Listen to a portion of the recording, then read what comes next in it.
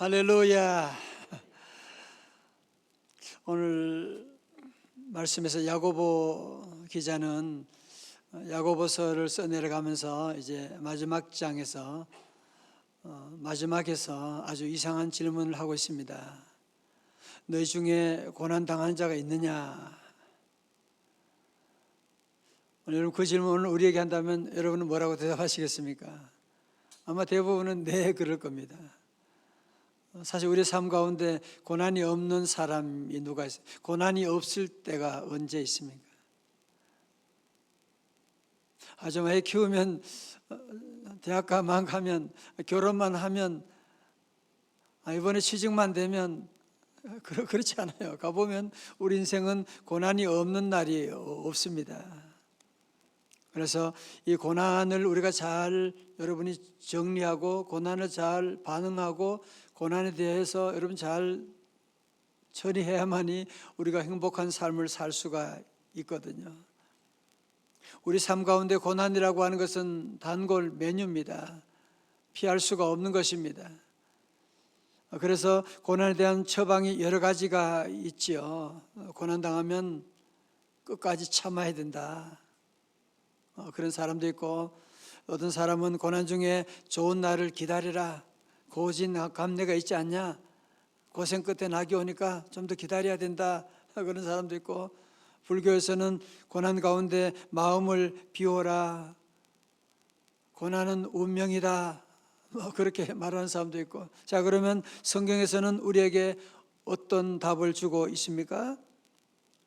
오늘 5장 13절의 말씀 가운데서 아주 중요한 원리를 우리에게 제시하고 있는데요, 우리 같이 한번 읽겠습니다. 5절 말씀이에요. 시작. 너희 중에 고난당하는 자가 있느냐? 그는 기도할 것이요, 즐거워하는 자가 있느냐? 그는 찬송할지니라. 아멘. 자, 첫 번째로 고난당하는 자가 있느냐? 고난당할 때 어떻게 해야 된다?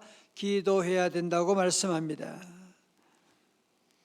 고난 누구나에게 예고 없이 찾아오게 되는, 누구나 다 크고 작은 그런 고난들이 다 있습니다. 그래서 여러분, 고난 가운데 많은 사람들이 이제 당황하게 되고 절망하게 되고, 또 고난 가운데 원망하는 사람도, 우리도 그럴 때가 많잖아요. 하나님 있는 사람은 하나님께 막 원망하고, 또 어떤 사람 부모님께 원망하고, 자녀들 원망하고, 주변의 환경에 원망하는 사람들도 많이 있습니다. 여러분, 그러나 고난 가운데 원망 불평한다고 고난이 풀려지나요? 아니잖아. 고난 가운데 원망한다고 풀려지는 것이 아니라, 원망 불평하면 고난은 점점 더 커지게 되는 것인데. 여러분, 그래서 오늘 성경은 우리에게 말씀하고 있는 고난 가운데 고난을 어떻게 돌파하느냐, 그 돌파구를 우리에게 제시하는데, 그것이 뭐라고요? 기도하라고 말씀합니다. 기도하라. 우리 하나님께서 우리에게 주신, 성도들이 주신 가장 축복된 선물이 무엇이냐, 영적인 무기가 무엇이냐, 그것은 바로 기도라고 하는 것이거든요. 그래서 고난 가운데 있느냐? 기도할 것이요, 기도할 것이요. 여러분, 믿지 않는 사람과 믿는 사람 차이가 어디 있어요? 믿지 않은 사람들은 고난 가운데 고난이 오게 되면 염려하고 걱정하고 원망하고 불평하고 거기에 끝나지만, 우리 믿는 성도들은 우리에게 하나님 아버지가 계시잖아요. 그래서 우리 하나님 아버지께 나아가 기도하게 되는, 세상 사람들은 마음의 소원은 있고 기도는 있지만 하나님께 기도하는 것이 없잖아요. 그러니까 아무런 의미가 없는 것이고, 우리 성도들에게 중요한 것, 여러분, 고난 가운데 있을 때 그는 기도할 것이요. 다 같이 아멘. 이 사실 여러분이 꼭 다시 한번 정리하고, 온라인으로 말씀 듣는 성도들도, 이 말씀 듣는 모든 성도들, 여러분, 이 비결 하나만 제대로 깨달아도 인생이 환하게 펼쳐지고 고난의 파도를 넉넉히 넘어갈 수가 있을 것입니다. 여러분, 고난의 종류는 여러 가지잖아요. 질병의 문제도 있고, 가정의 문제, 자녀의 문제, 결혼의 문제, 직장의 문제, 많은 문제가 있는데, 오늘 특별히 이 당시에는 병든 자들이 참 많이 있었나 봐요. 그죠? 그러니까 야고보가 먼저 그 얘기를 합니다. 14절에서 너희 중에 병든 자가 있느냐? 그는 교회 장로들을 청할 것이요 그들은 주의 이름으로 기름을 바르며 그를 위하여 기도할지니라. 병든 자가 있느냐? 병든 자가 있느냐? 걱정하지 말고 헤매지 말고 먼저 기름을 바르며 기도하라고 말씀하고 있는 것이거든요. 우리 교회도 정말 기도해서 응답받는 기적 같은 일들이 얼마나 주변에 많은지 몰라요. 너무 하나님께 감사드리고 늘 우리 성도들이 이 원리를 늘 기억해야 돼요. 병든 자가 있느냐? 병원에 얼른 달려가고 걱정하고 염려하는 대신에 먼저 하나님께 기도하고 나가. 주여 은혜 내려 주옵소서. 주여 우리가 어디로 가리까? 여러분이 병원에 가는 것도 다 하나님의 은혜가 있어야 되고 누구를 만나고 약을 먹는 모든 것 하나하나 하나님의 은혜 없으면 안 돼요. 기도할 것이요. 특별히 15절의 말씀 참 좋은 말씀, 귀한 말씀이죠. 다 같이요. 15절입니다. 시작. 믿음의 기도는 병든 자를 구원하리니 주께서 그를 일으키시리라. 혹시 죄를 범하였을지라도 사하심을 받으리라. 아멘. 동그라미 쳐요. 믿음의 기도. 기도인데 그냥 기도는 안 돼. 야고보서 1장 앞에 무슨 기도가 있었어요? 의심하는 기도. 기도하긴 하는데 늘 의심하면서 하는 기도. 그런 기도는 어떻다고요? 마치 바람에 밀려 요동하는 파도와 같아. 계속 기도하긴 하는데 계속 바람에 밀려 요동치는 이런 물결같이 일렁이고 이리 왔다 저리 왔다 하게 된. 그래서 중요한 것은 뭐예요? 믿음의 기도. 다 같이 믿음의 기도. 우리가 믿음으로 기도하는 거예요. 하나님 나와 함께 하신다. 하나님 내 기도 들어주신다. 하나님 나를 사랑하신다. 하나님 내 기도에 응답해 주신다. 할렐루야. 그래서 우리가 기도할 때 항상 믿음의 기도를 드려야 돼요. 그냥 우리 아픔을 얘기하는 것이 아니고 우리 하나님이 함께 하시는, 하나님이 내 기도 들어주시고 하나님이 나에게 함께 하셔서 모든 것이 합력하여 선을 이루어 주실 텐데, 어제 야고보 1장 말씀처럼 고난 가운데서도 그래서 우리는 기쁨으로 바라볼 수 있는, 기쁘게 우리가 받아들일 수가 있는 것이거든요. 그러면서 16절에서는 구체적인 기도의 방법을 제시하고 있죠. 잘 보세요. 기도 방법 어떻게 하는 거예요? 그러므로 너희 죄를 서로 고백하며. 여러분, 그래서 우리가 기도할 때 늘 먼저 죄를 고백하는 것이 참 중요합니다. 마치 우리 안에 보이지 않는 이 바이러스, 그죠? 그 바이러스 보이지 않지만 그 바이러스가 우리에게 질병을 가져오는 거잖아. 그게 암을 만들고 있는 거잖아요. 마찬가지로 우리 성도들에게는 어떤 바이러스보다 더 무서운 바이러스가 죄의 바이러스야. 그래서 우리는 기도할 때마다, 우리는 병든 자를 위해 기도할 때도 마찬가지고, 우리는 먼저 기도할 때 죄를 서로 고백하는 기도가. 여러분, 이 기도가 참 중요한 거예요. 죄를 서로 늘 고백하고, 하나님 앞에 고백하고, 우리 공동체가 함께 모였을 때도, 셀이 모였을 때도 죄를 고백하고 함께 기도하는 것이 참 중요하고요. 늘 먼저 우리가 이 죄의 바이러스가 더 무서운 거야, 이게.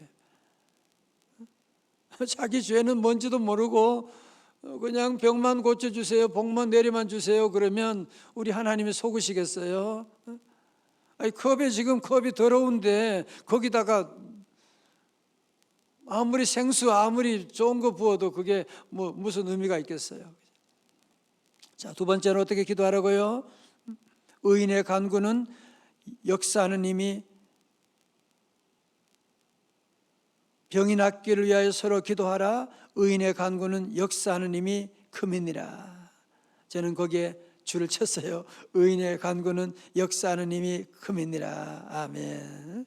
그래서 우리가 기도할 때 그런 마음이 들죠. 무슨 내가 기도한다고 무슨 소용이 있냐? 그런 생각이 우리 안에 늘 있잖아요. 내가 뭔데 기도한다고 소용이 있냐? 여러분, 그럴지 모르지만 그렇지 않습니다. 의인의 간구는 역사하는 힘이 큼이니라. 다 같이 아멘. 의인의 간구는 역사하는 힘이 크고, 그래서 역사하는 힘이 크다는 것을 영어로 보면 powerful하다는 거예요. effective하다는 거예요. 그래서 우리가 의인의 간구가 우리가 늘 믿음으로 하나님의 자녀된 구원받은 우리가 기도하는 것이 얼마나 놀라운 것인지, 너무나 파워풀한 것이다, 힘이 크다고 하면서 예로 든 사람이 바로 엘리야라는 사람이에요. 엘리야 선지자입니다. 지난주도 말씀드렸지만 우리가 엘리야라고 하면 어떤 때는 참 대단한 사람, 우리하고 너무 거리가 먼 사람이잖아 라고 하는 생각을 하기 쉬운데, 오늘 17절에 말씀하죠. 엘리야는 우리와 성정이 같은 사람이로되. 엘리야는 특별한 사람이 아니야. 우리와 똑같은 사람이야. 엘리야라고 하는 사람은 실수도 하기도 하고 두려움을 가지기도 하고 때로 우울증에 빠지기도 하고, 그래서 엘리야는 너무너무 이세벨 왕비가 두려워가지고 호렙산까지 도망가고 로뎀나무 아래에서 그냥 머리를 쳐박고 하나님 나 죽여주세요, 내 생명 가져가세요, 자살 충동까지 느꼈던 사람이었거든요. 여러분, 그럼에도 불구하고 의인의 간구는 역사하는 힘이 큼이니라.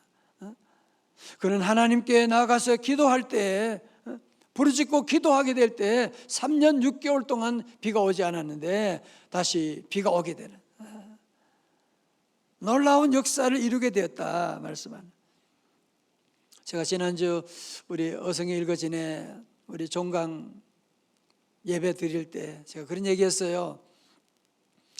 저는 우리 피택자들이 뭐 교회 일 많이 하고 뭐 일 잘하고 그런 거 원하지.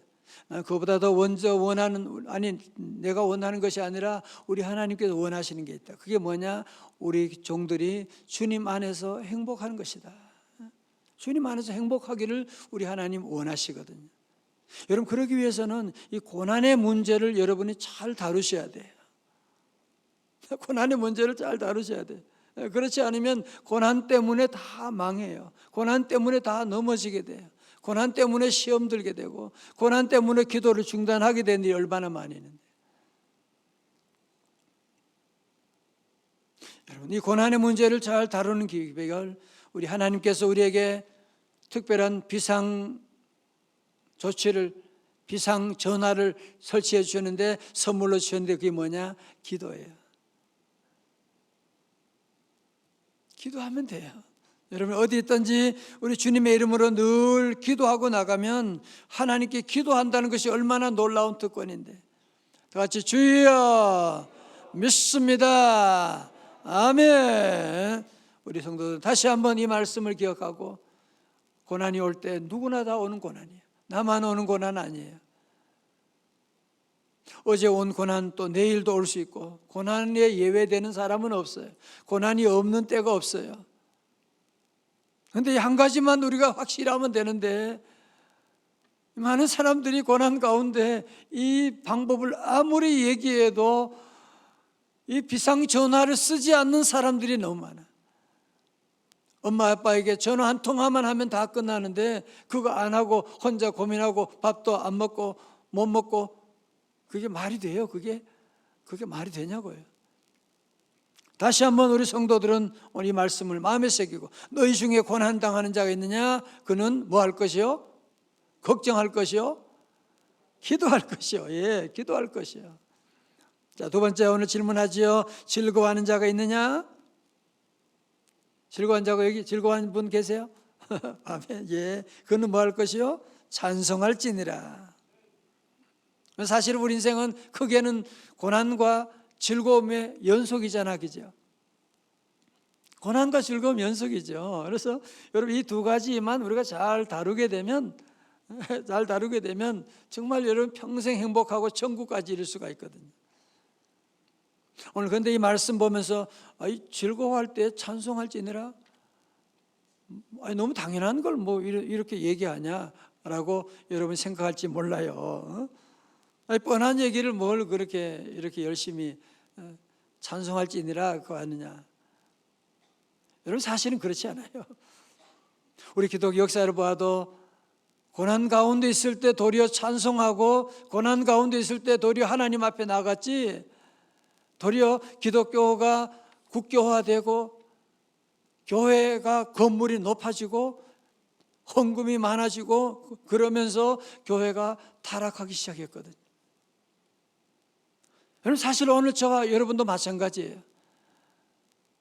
이 많은 성도들 보면 고난 가운데 기도하는 분도 쉽진 않지만 도리어 즐거운 복을 받았을 때 하나님의 복을 받고 하나님을 잃어버리는 사람들이 얼마나 많은지 몰라요. 복적금 받고는 그거 가지고 그러고는 하나님 잃어버리고 기도 생활 안 하고 나가는 사람 저는 너무너무 많이 보았어요. 그리고 역사도 마찬가지예요. 고난에 넘어진 사람보다도 성공에 넘어진 사람이 더 많다는 거 아니에요. 여러분 주변에 보십시오. 여러분, 그런 의미에서 오늘 본문의 말씀이 참 중요하다는 말씀이에요. 여러분, 늘 기쁜 일 있을 때, 즐거운 일 있을 때, 하나님 주신 은혜가 있을 때 우리 성도들은 찬송을 불러야 돼요.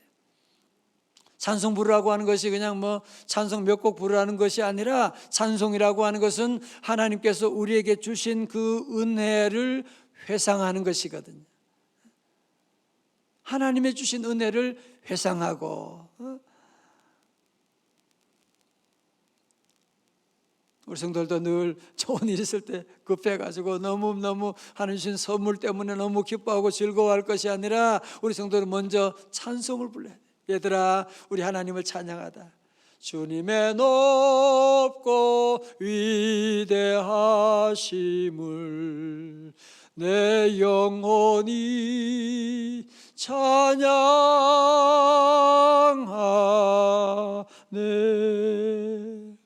바울과 실라도 빌립보 가서 참 전도하다가 두들겨 맞고 감옥에 갇혀 있을 때 정말로 큰 고난이잖아요. 너무너무 큰 고난이 다가왔는데 저들은 원망 불평하기보다는 사도행전 16장 25절에 한밤중에 바울과 실라가 뭐하고 기도하고 하나님을 뭐했어요? 찬송하며 죄수들이 듣더라. 이에 갑자기 큰 지진이 나서 옥터가 움직이고 문이 곧 다 열리며 모든 사람의 매인 것이 다 벗어진지라.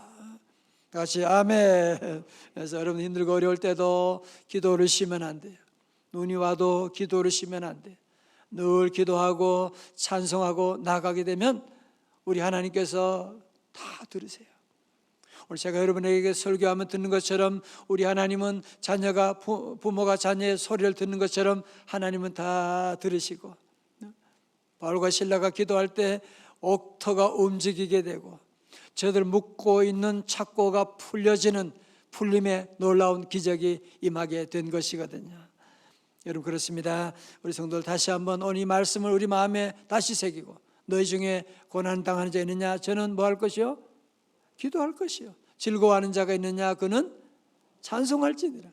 이 두 가지만 잘하면 되잖아, 그죠? 이 두 가지만 우리가 잘하면, 두 가지만 잘하게 되면 우리 인생은 승리하는 삶 반드시 될 수가 있거든요. 어느 신앙 간증집에서 본 일인데요, 이모씨 성도님의 어머님이 간암에 걸려서 암세포가 사방에 전이됐다는 거예요. 수술할 수도 없대요. 그래서 이 자매가 주님께 나와 기도하기 시작합니다. 기도 요법을 쓰기 시작합니다. 열심히 말씀 읽고 기도하고 찬송하고 나가는데 암세포가 어디로 사라지고 지금 10년째 어머님이 아무 탈 없이 잘 지내고 있습니다. 그런, 여러분, 이것은 그냥 영적인 것이 아니라 미국 샌프란시스코 종합병원의 랜돌프 박사의 연구에 의하면 심장병 환자 393명을 대상으로 조사했는데 중보 기도를 받은 192명이 그렇지 않은 201명에 비해 훨씬 치료가 탁월하게 되는 그런 통계가 나와 있거든요. 그래서 중보 기도하는 사람하고 안 하는 사람은 차이가 엄청나게 있는, 비교할 수가 없는 것입니다. 그러므로 우리 모두가 다시 한번 우리 하나님은 살아계시다. 여러분들, 우리 아이들이 어려운 가운데 있는데 밥도 못 먹고 있는데 지금 위기 가운데 있는데 엄마에게 전화를 안 해. 아빠에게 말 한마디만 하면 돼. 아빠가 당연히 달려가지. 아빠가 만사 제치고 달려가지. 근데 전화를 안 해. 전화를 안 해. 연락을 안 해. 문자 보내면 되잖아. 안 해. 여러분 지금 하나님의 마음이 지금 얼마나 안타까운지 아세요? 여러 가지 많은 위기 가운데 하나님의 자녀들이 고난당하는 자 있느냐 기도할 것이요 그러면 끝나는데 아주 기도하지 못하는 분들이 있어서 주님 너무너무 안타까워하세요. 오늘 이제 여러분 연말에 연시에 수많은 고비들이 있잖아요. 우리 모두 성도 다시 한번 이 말씀을 기억하고 우리 늘 두 가지, 고난당할 때는 뭐하고? 기도하고, 즐거울 때는 찬송하고, 즐거울 때는 고난당할 때는 기도할 때고. 이거 말해서 늘 우리 성도 다시 한번 이 말씀을 마음에 새기고 이런 두 가지 늘 고난 가운데는 기도하고 즐거울 때는 찬송하고 이것만 잘하면 여러분 인생에 앞으로 행복하게 되고 어떤 고난의 파도도 넉넉히 넘어갈 줄로 믿습니다.